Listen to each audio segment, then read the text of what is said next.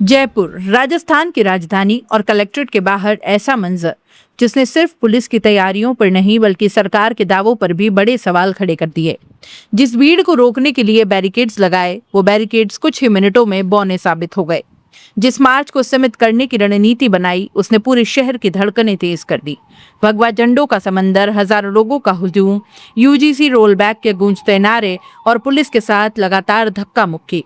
आखिर जयपुर की सड़कों पर ऐसा क्या हुआ कि पूरा प्रशासन हिल गया? क्या ये सिर्फ एक प्रदर्शन था या सरकार के खिलाफ उभरते जनाक्रोश की सबसे बड़ी चेतावनी?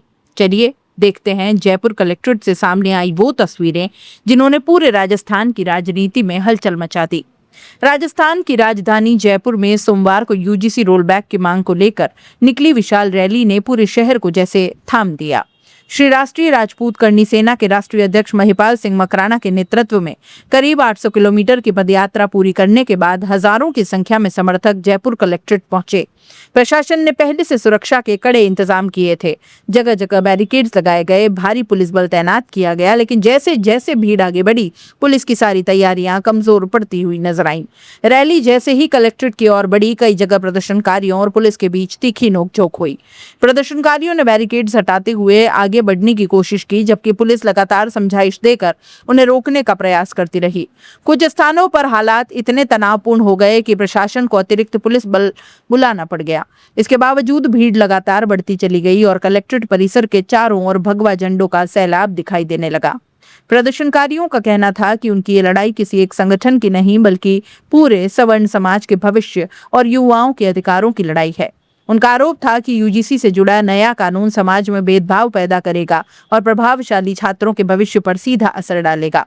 यही वजह रही कि इस आंदोलन में युवा, महिलाएं, बुजुर्ग और बड़ी संख्या में ग्रामीण क्षेत्रों से आए लोग भी शामिल हुए।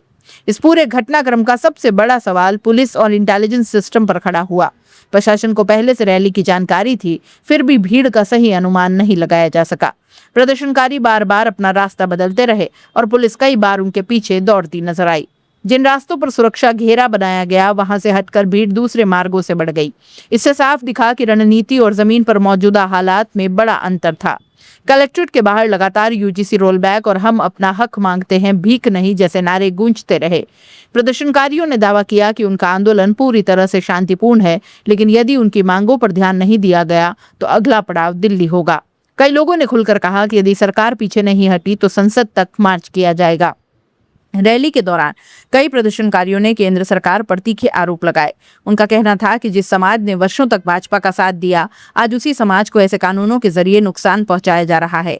कुछ वक्ताओं ने इसे वोट बैंक की राजनीति बताया तो कुछ ने कहा कि इस तरह के फैसले समाजों के बीच दूरी बढ़ाने का काम करेंगे।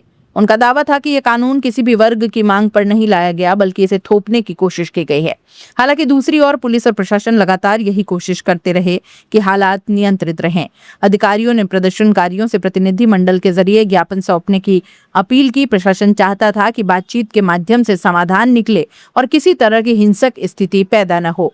इसी कारण कई जगह पुलिस ने संयम बरतते हुए भीड़ को समझाने की कोशिश की। कलेक्ट्रेट के बाहर का दृश्य देर तक चर्चा का विषय बना रहा। चारों ओर भगवा झंडे, हजारों लोगों की मौजूदगी, लगातार लगते नारों ने साफ कर दिया कि यह सिर्फ एक साधारण प्रदर्शन नहीं था बल्कि एक बड़ा शक्ति प्रदर्शन भी था। जयपुर शहर में कई जगह यातायात प्रभावित हुआ और लोगों को लंबा इंतजार करना पड़ा। फिलहाल प्रदर्शनकारियों ने सरकार को साफ संदेश दे दिया है कि यदि उनकी मांगों पर जल्द फैसला नहीं हुआ तो आंदोलन और व्यापक रूप ले सकता है। तब सबकी नजर इस बात पर टिकी है कि सरकार इस जन आक्रोश का जवाब कैसे देती है। क्या यूजीसी रोलबैक की मांग पर कोई बड़ा फैसला होगा या फिर यह आंदोलन जयपुर से निकलकर दिल्ली तक पहुंचेगा? आने वाले दिनों में यही सवाल राजस्थान ही नहीं बल्कि देश की राजनीति का बड़ा मुद्दा बन सकता है। यूजीसी रोलबैक हम नारा दे रहे हैं, 6 महीने से चिल्ला रहे हैं। कॉकरोचों को बुला के धर्मेंद्र प्रधान का इस्तीफा दे दिया जाता है, हमारे मुंह पे तमाचा मारा जाता है। हम 6 महीने से मांग रहे हैं, हमारी क्या गलत मांग है बताइए? यूजीसी हमें हमारे सभी समाजों से दूर करने की साजिश है। हमारे स्वर्ण समाज के बच्चों को एक अकेला कटघरे पर खड़ा करने की साजिश है। हमारे ओबीसी समाज से हमें तोड़ने की साजिश है। 80 साल पहले हमें SC/ST से तोड़ा गया, आज वो नवबोध हो गए, क्रिश्चियन हो गए, मुस्लिम हो गए, हिंदू हट गए। वो हमारे देवताओं गाली निकालते हैं। ये मेन स्ट्रीम जो चाहिए अगर किसी को मुख्य धारा में लाने का तरीका है तो हमें कतई पसंद नहीं है भैया। और हम हमारे बच्चों को जन्मजात अपराधी घोषित नहीं होने देंगे। और संविधान के हिसाब से अहिंसात्मक यात्रा कर रहे हैं, फिर भी हम पे वाटर कैनन चलाया जा रहा है। और आपके चैनल के माध्यम से बोल रहा हूँ, जिन जिन अधिकारियों ने मेरी बहन बेटियों पे भी वाटर कैनन चलाया, किसी को नहीं बख्शेंगे। इस सरकार के एक एक ईंट हिला देंगे। मेरी बहन बेटी हम फांसी कालेंगे, मर जाएंगे, हमारी गोली छीनने पे लग जाए, पर बहन बेटी पे वाटर कैनल चलाने वाली ऐसी कौन सी सरकार है? कतई सरकार ही करेगी।